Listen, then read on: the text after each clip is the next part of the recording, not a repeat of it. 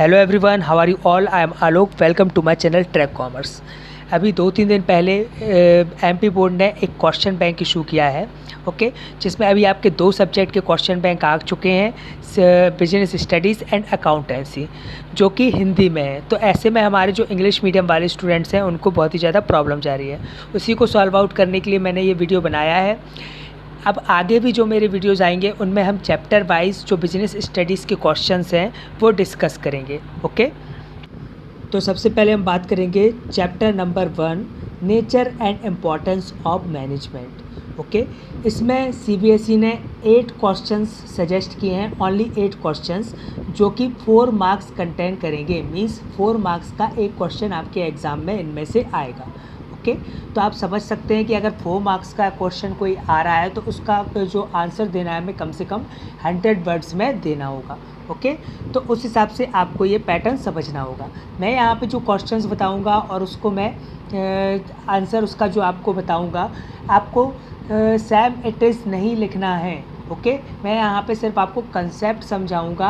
अगर आपको और अच्छा आंसर इसका कहीं मिलता है तो आप वो लर्न कर सकते हैं। अगर कहीं इजी लैंग्वेज में आपको इसका आंसर मिलता है तो वो आप लर्न कर सकते हैं, ओके।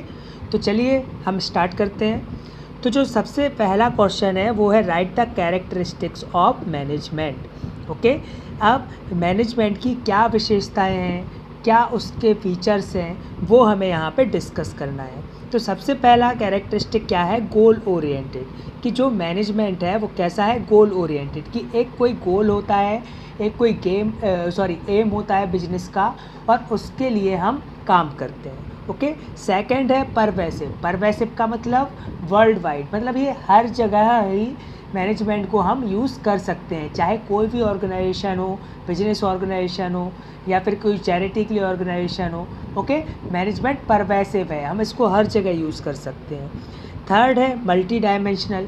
मल्टी डायमेंशनल मतलब इसे अलग अलग डायमेंशन में, अलग अलग क्लासेस में वर्क कर सकता है। जैसे हम बात करें मैन्युफैक्चरिंग में भी मैनेजमेंट की ज़रूरत पड़ती है, ओके। सेलिंग पर्पस के लिए भी मैनेजमेंट की ज़रूरत पड़ती है। तो हर एक लेवल पे ऑर्गेनाइजेशन के हमें मैनेजमेंट की नीड होती है। उसके बाद है कंटिन्यूस प्रोसेस। अब मैनेजमेंट एक कंटिन्यूस प्रोसेस है जो लगातार चलती रहती है, ऐसी प्रोसेस है, ओके। ऐसा नहीं कि हमने 1 साल मैनेजमेंट कर लिया फिर छोड़ दिया, इसको हमें लगातार करते रहना पड़ता है। उसके बाद है ग्रुप एक्टिविटी। अब मैनेजमेंट को ग्रुप एक्टिविटी इसलिए बोला जाता है क्योंकि मैनेजमेंट में हम एक टीम के साथ काम करते हैं, एक ग्रुप के साथ काम करते हैं। अकेला एक आदमी मैनेजमेंट नहीं कर सकता, वो अपनी पूरी टीम को लेके चलेगा, ओके। उसके बाद है डायनामिक फंक्शन। डायनामिक मीन्स होता है चेंजेबल, मतलब कि जो चेंज हो जाए, ओके। तो मैनेजमेंट कैसा फंक्शन है, डायनामिक फंक्शन, कि अपनी कंडीशन के हिसाब से मैनेजमेंट को अपने हिसाब से चेंज कर सकते हैं। उसके बाद है इंटेंजिबल फोर्स। इंटेंजिबल का मीनिंग आपको पता ही होगा कि जिसको ना हम छू पाए ना उसको देख पाए, है ना। तो मैनेजमेंट जो है इंटेंजिबल फोर्स है, जिसको हम ना देख सकते हैं ना उसको फील कर सकते हैं। चलिए अब हम डिस्कस करते हैं हमारा second question, differentiate management, administration and organisation. तो सबसे पहले अब इनके डिफरेंस देख लेते हैं। तो ऑर्गेनाइजेशन क्या होता है, ऑर्गेनाइजेशन एम्प्लॉयज़ के बीच किसी भी ऑर्गेनाइजेशन में इंटर रिलेशनशिप सेट करता है, ओके। जैसे उनको अथॉरिटी देता है, मीन्स उनको पावर देता है कि आप जो है अपने नीचे वाले जो एम्प्लॉयज़ हैं उनसे काम करा सकते हैं। साथ में उनको रिस्पॉन्सिबिलिटी भी देता है। जैसे कि हम बात करें कि उन्हें टारगेट दे दिया कि आपको 1 महीने में जो सेल्स है वो 2 लाख की करनी ही है, ओके। तो ये क्या होता है कि अथॉरिटी देना, साथ में रिस्पॉन्सिबिलिटी भी देना, तो ये सब ऑर्गेनाइजेशन के अंदर आता है। सेकंड हम बात करें एडमिनिस्ट्रेशन की, तो एडमिनिस्ट्रेशन क्या कहलाता है कि जो हमारा टॉप लेवल मैनेजमेंट है, जो टॉप लेवल मैनेजर हैं, सीईओ हैं, डायरेक्टर हैं, ओके। तो इनका जो काम होता है जैसे कि पॉलिसीज़ बनाना, इम्पॉर्टेंट डिसीज़न लेना, हमारे ऑर्गेनाइजेशन का ऑब्जेक्टिव सेट करना, गोल सेट करना, तो ये सब एडमिनिस्ट्रेशन के अंदर आता है। फिर हम बात करें मैनेजमेंट की, तो मैनेजमेंट के अंदर क्या आता है कि जो हमारी कंपनी के एम्प्लॉयज़ हैं उनसे काम कराना, जिससे हमारे ऑर्गेनाइजेशन का जो गोल है वो हम अच्छे से अचीव कर सकें, ओके। तो जो एडमिनिस्ट्रेशन ने पॉलिसीज़ बनाई हैं, जो उसने प्लानिंग की है, उसको उसके थ्रू वर्कर से या एम्प्लॉयज़ से काम कराना, उसको हम मैनेजमेंट बोलते हैं, ओके। उसके बाद क्वेश्चन थर्ड बोला गया है right the various level of management. तो ये तो आपको बहुत अच्छे से पता होगा। पहला है टॉप लेवल, जिसको हम एडमिनिस्ट्रेटिव लेवल भी बोलते हैं। इसमें कंपनी के CEO, top level manager, promoter, director ये आ जाते हैं। ओके। सेकंड है मिडिल लेवल, जिसको हम एग्जीक्यूटिव लेवल भी बोलते हैं। इसमें ब्रांच मैनेजर या फिर जो फंक्शनल मैनेजर होते हैं, जैसे फाइनेंस मैनेजर हो गया या फिर मैन्युफैक्चरिंग मैनेजर, सेल्स मैनेजर हो गया, ये मिडिल लेवल में आते हैं। उसके बाद है लोअर लेवल, जिसको सुपरवाइजरी या ऑपरेटिव या फर्स्ट लाइन मैनेजर लेवल भी बोलते हैं। ओके। तो इसमें जो सुपरवाइज़र्स हैं, जो डायरेक्ट वर्कर्स के टच में रहते हैं, वो सुपरवाइज़र या फिर वो एग्जीक्यूटिव्स इसके अंदर आते हैं। चलिए अब क्वेश्चन 4 डिस्कस करते हैं। क्वेश्चन नंबर 4 में हमसे पूछा गया है define primary function of management. साथ में आप क्वेश्चन 5 भी देखिएगा, उसमें पूछा गया है सेकेंडरी फंक्शन ऑफ मैनेजमेंट। तो दोनों को ध्यान से समझ लेना। अब प्राइमरी फंक्शन ऑफ मैनेजमेंट क्या होते हैं, तो आपके जो चैप्टर्स के नेम है ना, आगे इसके आगे जो चैप्टर्स आने वाले हैं, planning, organizing, staffing, directing, controlling, ये मैनेजमेंट के प्राइमरी फंक्शंस कहलाते हैं। ओके। तो आपसे पूछा जाता है कि प्राइमरी फंक्शन ऑफ मैनेजमेंट को डिफाइन करिए, तो आप क्या आंसर करेंगे? Planning, organizing, staffing, directing and controlling. Okay. इन सब का आपका जो डेफिनेशन है वो अच्छे से याद कर लेना, तो आप 120 मार्क्स में इसको लिख सकते हो। ओके। प्लानिंग की डेफिनेशन लिख देना, ऑर्गेनाइजिंग की, डायरेक्टिंग की, स्टाफिंग की एंड कंट्रोलिंग की। अब हम बात करते हैं सेकेंडरी फंक्शन ऑफ मैनेजमेंट की। सेकेंडरी फंक्शन ऑफ मैनेजमेंट में क्या आता है, तो सबसे पहले आता है decision making. Decision making means कि सबसे पहले हमें डिसीज़न मेकिंग आनी चाहिए कि कोई भी अगर हम प्लान बना रहे हैं या फिर कोई चीज़ हमने सोची है तो उसको इम्प्लीमेंट भी कर सके, उस पर डिसीज़न भी ले सकें। ओके। सेकंड है इनोवेशन। इनोवेशन मतलब क्या होता है कि नई नई चीज़ें ट्राई करना, है ना, इनोवेट करना चीज़ों को, कि ऐसे तरीके से करना, ऐसे क्रिएटिव ढंग से करना कि उस चीज़ को हम उस चीज़ से ज़्यादा रिजल्ट पा सकें। ओके।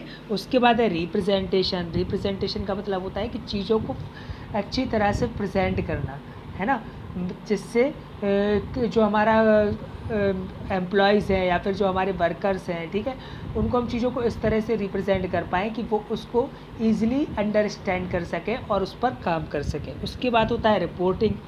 रिपोर्टिंग में क्या होता है कि जो कस्टमर्स वर्क कर रहे हैं, जो वर्कर्स वर्क कर रहे हैं, जो एम्प्लॉयज़ वर्क कर रहे हैं, उसकी रिपोर्ट अच्छा काम कर रहे हैं या बुरा काम कर रहे हैं, उसकी रिपोर्ट टॉप लेवल मैनेजमेंट तक पहुंचाना।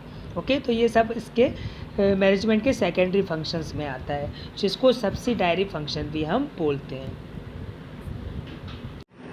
अब हम डिस्कस करेंगे right the importance of management in India, मतलब कि इंडिया में मैनेजमेंट की क्या इम्पोर्टेंस है।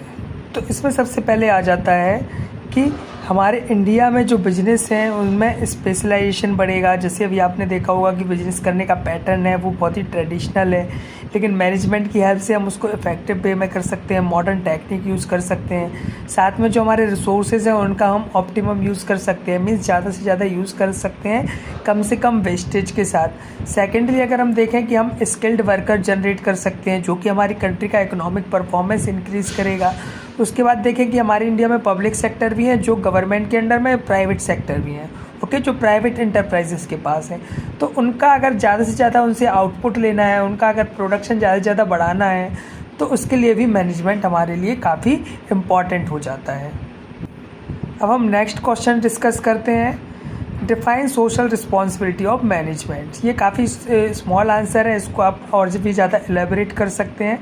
तो सोशल रिस्पॉन्सिबिलिटी का मीनिंग क्या होता है यहाँ पे, तो सोशल रिस्पॉन्सिबिलिटी ऑफ मैनेजमेंट से मतलब है कि मैनेजमेंट जो है अपना खुद का प्रॉफिट ना देखते हुए जो सोसाइटी है उसके लिए भी अपनी रिस्पॉन्सिबिलिटी निभाए, मीन्स उसके लिए भी कुछ करें। जैसे कि हम बात करें, हमारे कस्टमर्स हैं, उन्हीं से हमारे जो बिज़नेस है वो चलता है, तो उनको अच्छी क्वालिटी प्रोवाइड कराएं, है ना, उनसे धोखाधड़ी ना करें। साथ में हमारे आसपास जो सोसाइटी रह रही है तो हम एनवायरनमेंट को गंदा ना करें, जो हमारी इंडस्ट्रियल वेस्ट है वो नदियों में ना डालें। ओके। तो सोसाइटी के प्रति जो हमारी रिस्पॉन्सिबिलिटी है उसको हम फुलफ़िल करें। तो ये हमारा मैनेजमेंट की सोशल रिस्पॉन्सिबिलिटी के अंदर में आता है। उसके बाद 8th क्वेश्चन है, coordination is a essence of management. जो मैनेजमेंट है वो जो कोऑर्डिनेशन है वो मैनेजमेंट का बहुत सार है या फिर उसके कोऑर्डिनेशन के बिना मैनेजमेंट वर्क नहीं कर सकता। तो पहले समझ लें कि मैनेजमेंट होता क्या है। तो हमारे बिजनेस ऑर्गेनाइजेशन में जितनी भी एक्टिविटीज़ हैं उसको आपस में बाइंड करता है कोऑर्डिनेशन।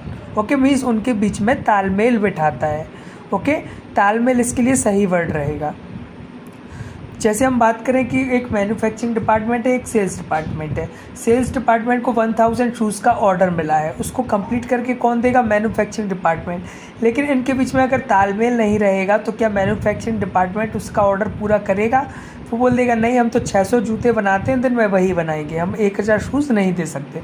तो ऐसे में क्या जो बिजनेस ऑर्गेनाइजेशन है वो इफेक्टिवली रन कर पाएगा? नहीं कर पाएगा। ओके, तो तालमेल होना ज़रूरी है। तो अब जो कोऑर्डिनेशन है वो मैनेजमेंट के हर एक फंक्शन पे इम्पॉर्टेंट है। जैसे हम बात करें प्लानिंग में, ऑर्गेनाइजिंग में, स्टाफिंग में, डायरेक्टिंग में, कंट्रोलिंग में, जितने फंक्शन है हर जगह हमें कोऑर्डिनेशन इम्पॉर्टेंट है। तो इसको आप अच्छे से डीपली समझ लेना। ओके, अब हम बात करते हैं हमारा जो लास्ट क्वेश्चन है, management is both art and science. तो ये आप काफ़ी पहले भी पढ़ चुके हैं, काफ़ी इम्पॉर्टेंट टॉपिक है ये भी। तो अगर हम बात करें आर्ट के क्या क्या फ़ीचर्स होते हैं, तो आर्ट के फ़ीचर्स जैसे हमें पता है कि कोई अगर डांस से परफेक्ट है तो वो प्रैक्टिस करता है इसलिए परफेक्ट है ना। तो perfection through practice. Practical knowledge होता है, जैसे कोई सिंगर है उसको 7 स्वरों का पूरा ज्ञान रहता है ना। क्रिएटिविटी होती है आर्ट्स में कि कोई नए नए प्रकार की आप पेंटिंग बना रहे हो तो आप ज़्यादा क्रिएटिव कहलाओगे। पर्सनल स्किल्स रहती हैं। ओके, तो मैनेजमेंट में भी अगर आप प्रैक्टिस करोगे तो परफेक्ट होगे, प्रैक्टिकल नॉलेज होगा, क्रिएटिव वर्क करोगे तो तभी चीज़ें अच्छे से कर पाओगे, पर्सनल स्किल्स भी काम में आती हैं। तो हम बोल सकते हैं कि जो मैनेजमेंट है वो एक आर्ट है। ऐसे ही अगर साइंस की बात करें तो साइंस के क्या प्रिंसिपल होते हैं कि यूनिवर्सल एक्सेप्टेड है। हमें पता है कि साइंस का एक प्रिंसिपल है कि अर्थ में ग्रेविटेशनल फोर्स है, तो वो हर जगह है, कोई इस बात को झुठला नहीं सकता है ना। साथ में कॉज एंड इफेक्ट रिलेशनशिप रहता है कि जो हम एक्सपेरिमेंट करते हैं ना उसी के बाद चीज़ों को प्रूव कर पाते हैं। तो मैनेजमेंट में भी ऐसा है, मैनेजमेंट यूनिवर्सल एक्सेप्टेड है, इसके प्रिंसिपल्स भी किसी भी ऑर्गेनाइजेशन में दुनिया में चले जाओ एक्सेप्टेड हैं। ठीक है, साथ में कॉज एंड इफेक्ट रिलेशनशिप भी है इसके प्रिंसिपल्स के बीच में। तो हम बोल सकते हैं कि मैनेजमेंट जो है वो एज अ साइंस भी है। तो इससे दोनों चीज़ें प्रूफ होती है कि मैनेजमेंट साइंस भी है और आर्ट भी है। ओके, तो यहाँ पे ये हमने जो क्वेश्चंस डिस्कस किए हैं काफ़ी इंपॉर्टेंट है। आप अपनी ओन लैंग्वेज में लिख सकते हैं, इजी लैंग्वेज में अगर कुछ इसके आंसर्स कहीं आपको मिलते हैं तो आप वो ज़रूर लर्न कर लेना। बाकी यहाँ पे मेरा मोटिव था कि आपको क्वेश्चंस जो है वो इंग्लिश में प्रोवाइड कराना, साथ में उसके कॉन्सेप्ट जो है उससे आपको फैमिलियर करवाना। Thank you so much for watching the video.